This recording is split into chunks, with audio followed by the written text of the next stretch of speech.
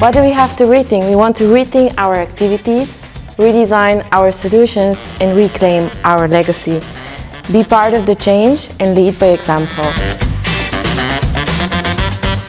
In our global city, we believe that equality can be achieved in the form of education, workplace, political, and race. And we believe that the challenges to this equality are in lack of political will and the lack of corporate responsibility.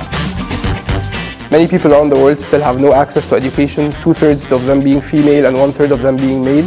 We believe that everyone has a role to play, not just corporates or governments or big NGOs, but you as an individual can contribute positively if you want to. Make a change, start with you. The fast fashion industry is impacting our planet negatively throughout the entire value chain. It is not only destroying our environment, but also impacting the local community and our future generations with its cheap labor and unsafe working environment. My group and I looked at the topic of corporate social responsibility and have realized that there's not only this positive side to it, but also this negative side where they conduct greenwashing and irresponsible behavior.